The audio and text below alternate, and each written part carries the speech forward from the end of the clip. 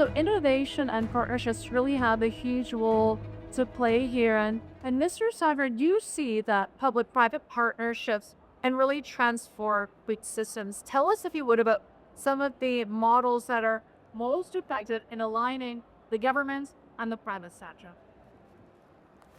So I think what needs to be understood here is that the role the public sector plays and the private sector plays when it's a relationship, a symbiotic relationship.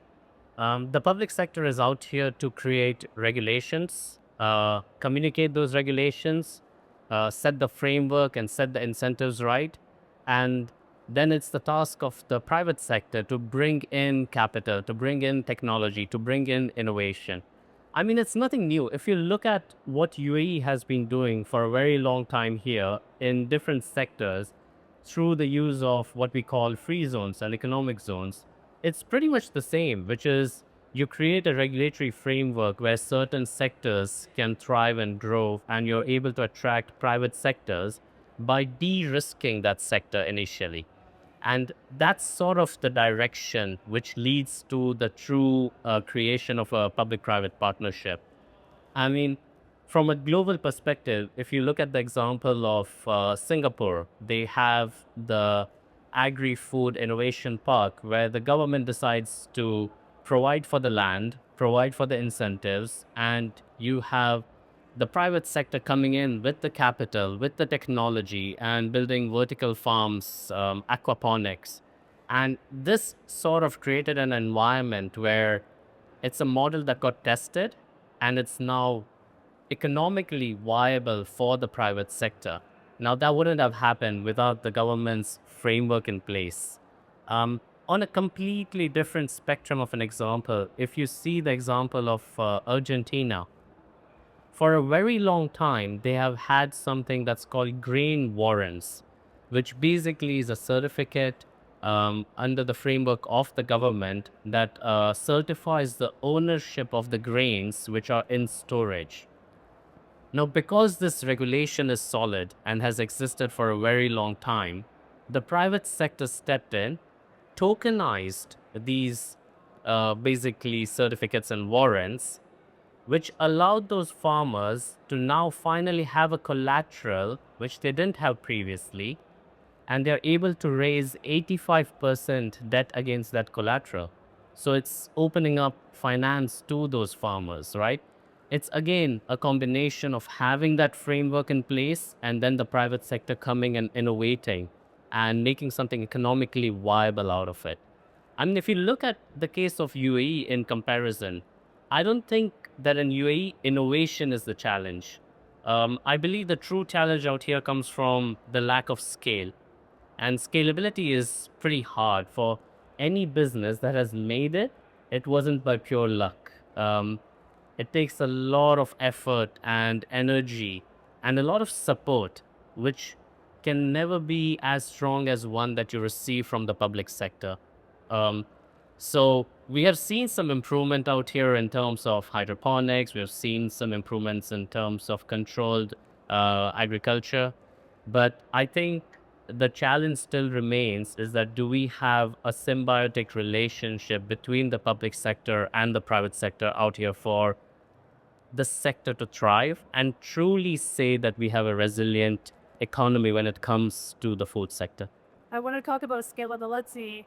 So there must be transparency, there must be trust, there must be benefits. But these initiatives are only as successful as the investments behind them, aren't they? Mr. Sagar, from your experience, what kind of messages and policies and frameworks really build investor confidence and unlock long-term private sector engagement in the space? So, as someone who's a serial entrepreneur, investor, and a government advisor, and I've been building business ecosystems here in the UAE for almost a decade and a half now. And one thing for sure that comes to light when it comes to investments, apart from obviously monetary gains and the commercial feasibility and viability, is predictability, visibility, and partnership signals from the aspect that you're talking about. So when you think about predictability, it is about knowing that the goalpost isn't going to shift. It's about knowing that the strategies are long term and then they are communicated clearly. Visibility refers to access to data, transparency, which sort of brings back to what you were saying about trust, and also the government and the public sector showing where the opportunities lie. And the third is partnership signals. It's the ability to clearly stipulate as to where the government wants to partner for the future, not just for today, but for the decades to come.